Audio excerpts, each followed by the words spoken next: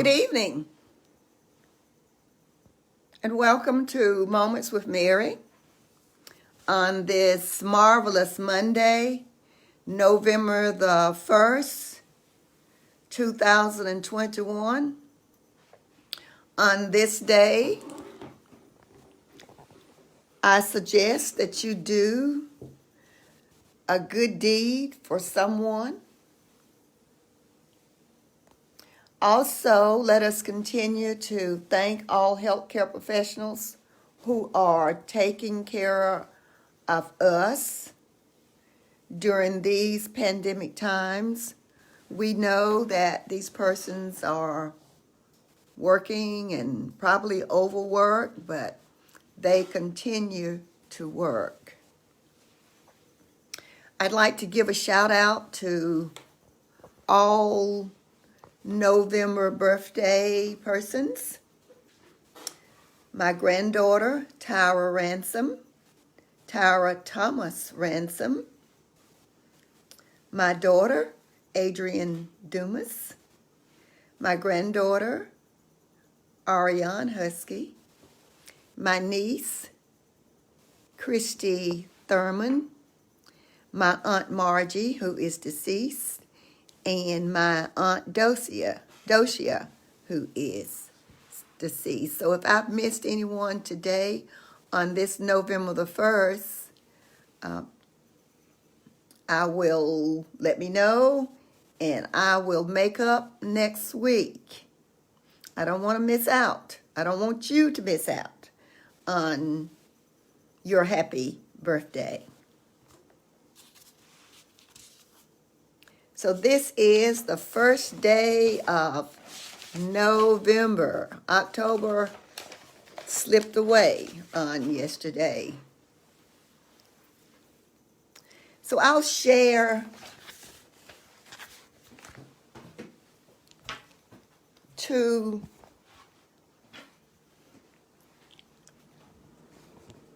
November poems.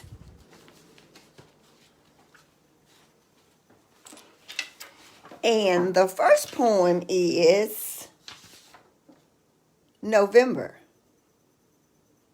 It says, orange pumpkins, full and round, corn stalks gathered on the ground, blue skies clear and autumn bright, harvest moons and frost at night, leaves raked high, and great big piles, November sights bring thankful smiles. And that's November.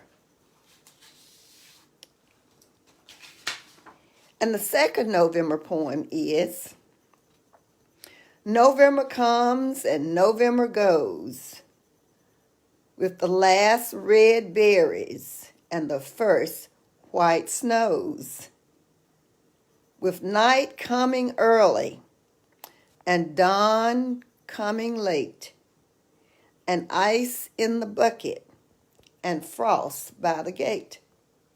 The fire burns and the kettles sing, and earth sinks to rest until next spring. And that was written by Clyde Watson. So those are two November poems. I want to thank my sister Dot for watching.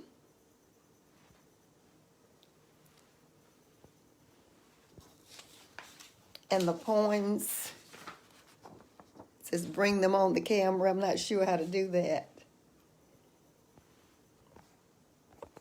All right, so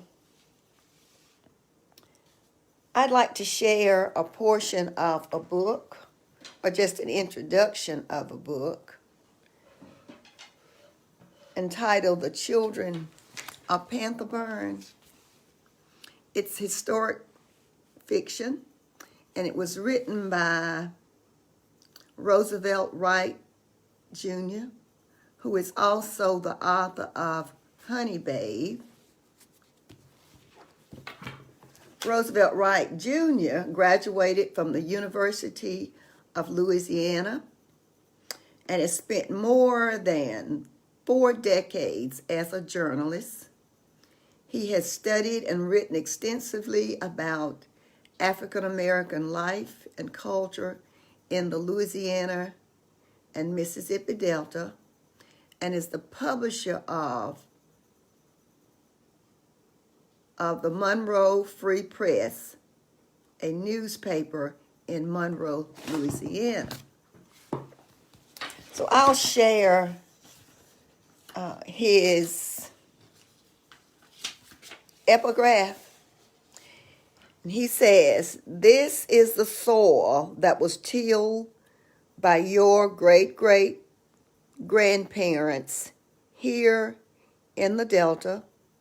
No matter where you go in life, always remember that you owe whatever you become to their blood and sacrifice. Feel this soil in your hands, and then hear their voices speaking to your soul. Never forget where you came from. You are the children of Panther Burn." I'll share a bit of the epilogue. When I first visited Panther Burn, Mississippi, I was just 2 years old.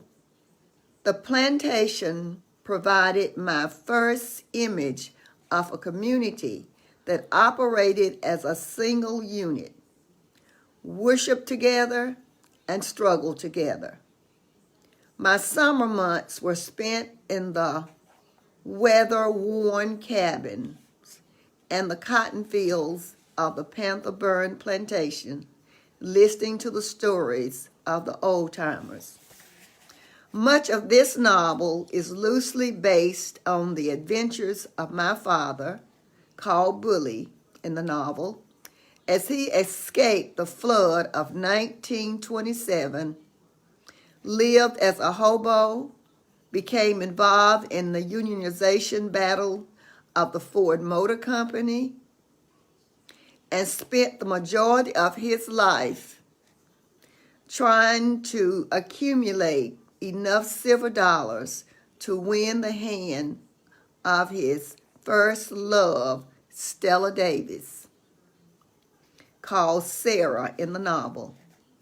It all sounded like a great adventure to me, especially as I heard the stories from my mother and others who had their own stories about his fortunes and his trunks filled with silver dollars.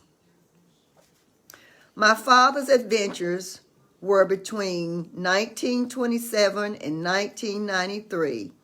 During that time, the world changed for African Americans.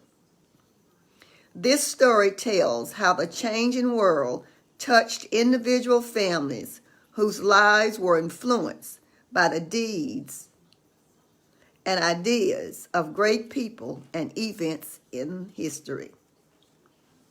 Weaving family legends, facts, and fiction is a meticulous task. Often it's hard to discern the reality from fiction. Therefore, a set of notes has been provided to help the reader identify the less notable historic personalities and events as they touch the lives of the characters in this family. The struggle to rise above the horrors of their slave ancestry to achieve the American dream continues with each succeeding generation whose story began in the Mississippi Delta. They are the ones who can personally say, "We are the children of Panther Burn." The book covers years of 1927, 1928,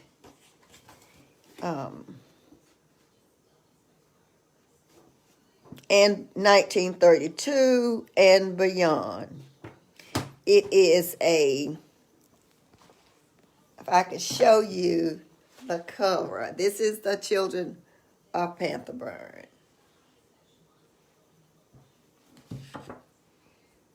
Okay. So, if you are interested in reading the Children of Panther Burn, come by the book gallery and we can get it for you. Also, Toledo Literary Club, we share the reading of the book during our book club meeting on November the 14th at 3 o'clock at the book gallery, so we'd like for you to join us. Also, we'd like for you to come by and visit the book gallery. We are open Monday, Wednesday through Saturday. Those weekdays from 3 to 5:30, and on Saturdays from 1 to 4.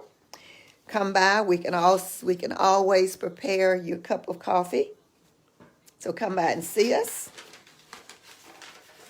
I'd also like to announce that there will be a holiday book festival, November the 27th, 2021. That's the Saturday after Thanksgiving, all on Zoom. The theme is an intellectual revolution. Intellect matters. Intellectual competition. It's open to book publishers and authors, beginning at 11 a.m. and ending at 6:45 in the evening. To register, you may go to or visit www.eventbrite.com. That's www.eventbrite.com. There will be a poetry contest, a spelling bee, and vendors are invited if you have something that you would like to sell, like jewelry and other items. I'm sure I've missed something today. So I'd like to thank you for listening and watching. Thanks again. I love you, and I will see you next Monday. So thank Dorothy. I want to thank my sister Dorothy again for watching. Thank you. Love you, and I'll see you next week. Bye-bye.